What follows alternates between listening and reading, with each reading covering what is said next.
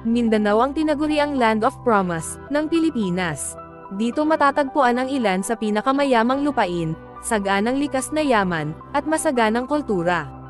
Ngunit sa kabila ng potensyal nitong umunlad, marami sa mga bayan dito ang patuloy na nahaharap sa matinding kahirapan. Ang kakulangan sa infrastruktura, kawalan ng oportunidad sa trabaho, at mga kaguluhang naganap sa ilang bahagi ng rehiyon ay ilan lamang sa mga hadlang sa pag-angat ng mga mamamayan. Sa video na ito, pag-uusapan natin ang 10 pinakamahihirap na bayan sa Mindanao batay sa pinakabagong datos mula sa Philippine Statistics Authority, PSA, at iba pang socio-economic studies. Aalamin natin kung bakit matindi ang kahirapan sa mga bayang ito at kung paano nila sinusubukang makaahon mula sa hirap. Siguraduhin mong panoorin ito hanggang dulo dahil ang isa sa listahan ay matagal nang kinikilalang pinakamahirap na bayan sa buong Pilipinas. Tara, simulan na natin. 10.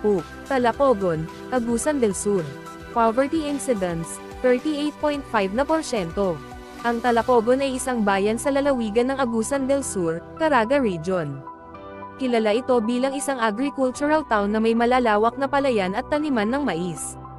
Bagamat tila mayaman sa likas na yaman, ang Talacogon ay may mataas na antas ng kahirapan dahil sa kakulangan ng infrastruktura, transportasyon, at akses sa pangunahing serbisyo.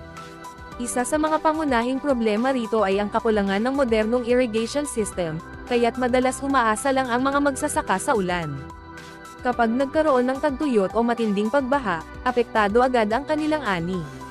Bukod dito, maraming kabataan ang hindi nakakatapos ng pag-aaral dahil sa kakulangan ng paaralan sa mga liblib na lugar. Ang ilang pamilya ay umaasa lamang sa small-scale farming at pangingisda sa Agusan River para sa kanilang kabuhayan. San Pablo, Zamboanga del Sur. Poverty Incidence, 41.2%.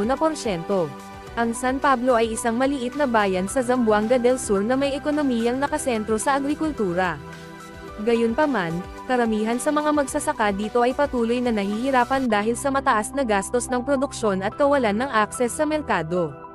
Isa pang malaking suliranin sa San Pablo ay ang kakulangan ng health facilities. Maraming residente ang kailangang bumiyahe ng malayo para lamang makapagpagamot o manganak sa ospital. Ang mababang literacy rate rin ay isa sa mga dahilan kung bakit maraming kabataan ang hindi nakakahanap ng mas magandang oportunidad sa trabaho. 8. Mamasapano, Maguindanao del Sur. Poverty Incidence, 45.8%. Ang Mamasapano sa Maguindanao del Sur ay isang bayan na malapit sa kasaysayan ng sigalot sa rehiyon. Ilang dekada nang apektado ang ekonomiya ng bayan dahil sa mga insidente ng kaguluhan at kawalan ng seguridad. Dahil sa patuloy na instability sa lugar, maraming residente ang hindi makapagtrabaho ng maayos, at ilan sa kanila ay napipilitang lumipat sa ibang lugar upang makahanap ng mas magandang kabuhayan. Ang kakulangan ng kuryente, maayos na tubig, at infrastruktura ay lalo pang nagpapahirap sa kanilang sitwasyon. 7. Albarca, Basilan. Poverty Incidence, 47.9%. Ang Albarca sa Basilan ay isang bayan na patuloy na nakikipaglaban sa kahirapan dahil sa kakulangan ng oportunidad sa edukasyon at trabaho. Dahil sa madalas na insidente ng kaguluhan sa rehiyon, maraming negosyo ang hindi nagtatagal, at maraming residente ang umaasa lamang sa pangingisda at subsistence farming.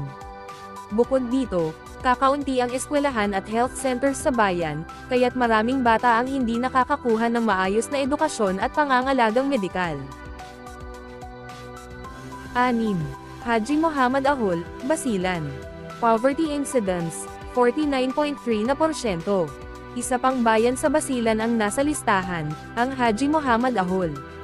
Tulad ng Albarca, ang pangunahing problema rito ay ang limitadong akses sa edukasyon at serbisyong pangkalusugan. Marami sa mga residente dito ang hindi nakakapagtrabaho dahil sa kakulangan ng oportunidad sa employment. Ang ilan ay napipilitang lumipat sa malalaking lungsod tulad ng Zamboanga para lamang makahanap ng mas magandang trabaho. Ngunit sa kabila ng matinding kahirapan, ang bayan ay patuloy na nakikibaka upang makamit ang kaunlaran. 5. Tuburan, Basilan. Poverty Incidence, 51.1%. Sa bayan ng Tuburan sa Basilan, Ang pangunahing ikinabubuhay ng mga residente ay ang pangingisda. Ngunit sa kabila ng yaman ng karagatan, marami pa rin ang hindi umaangat mula sa kahirapan. Ang kakulangan ng modernong kagamitan at infrastruktura para sa pangisdaan ay isa sa mga pangunahing dahilan kung bakit nananatiling mababa ang kita ng maraming pamilya dito. Bukod pa rito, malaking suliranin din ang kakulangan ng kalsada at maayos na transportasyon. Dahil dito, mahirap para sa mga residente na makapasok sa mas malalaking pamilihan upang maibenta ang kanilang produkto.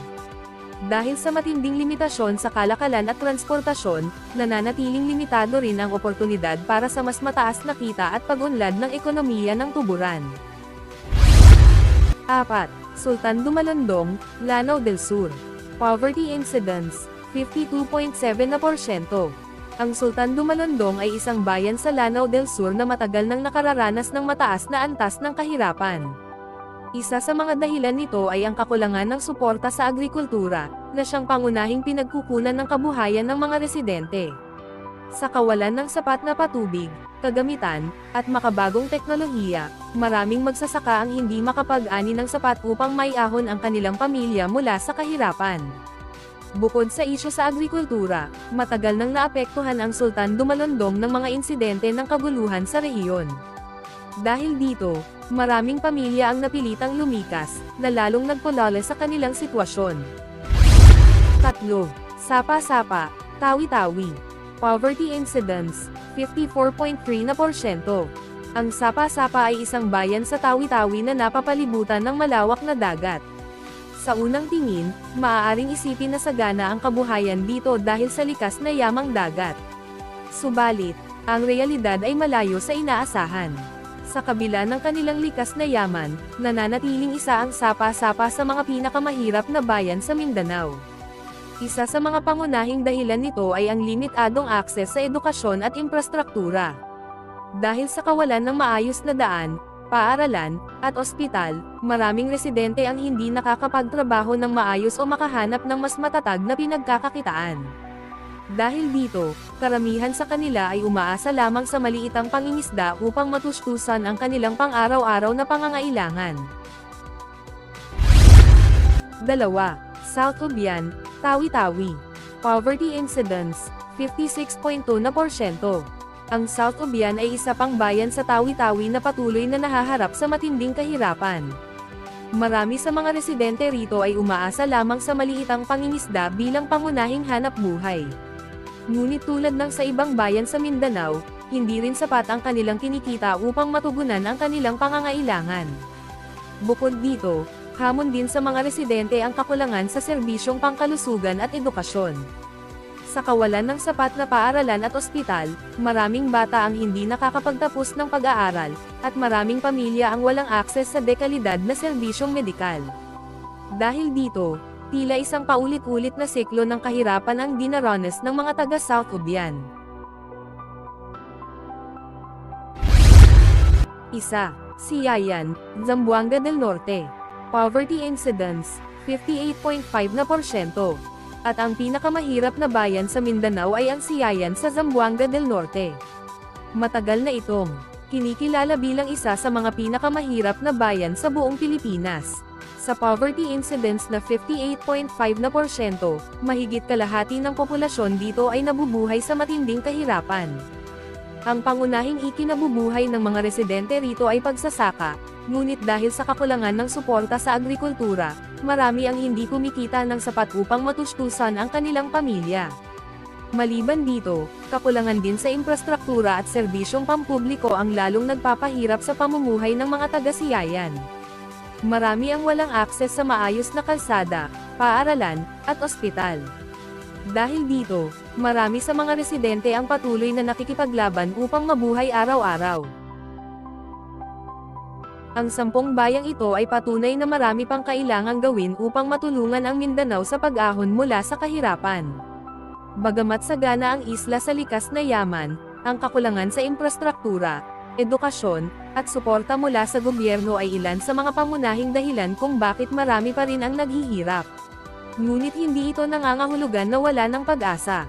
Sa tulong ng mas epektibong programa sa edukasyon, agrikultura, at transportasyon, may posibilidad na maiahon ang mga bayang ito mula sa kahirapan. Mahalaga rin ang suporta ng pribadong sektor at ng buong sambayanan upang makalikha ng mas maraming oportunidad para sa mga residente rito. Ano ang inyong opinyon tungkol sa estado ng kahirapan sa Mindanao? Ano kaya ang pinakamainam na solusyon upang matulungan ang mga bayang ito? I-comment ang inyong mga opinyon sa ibaba at huwag kalimutang i-like at i-subscribe para sa mas marami pang kaalaman tungkol sa ating bansa.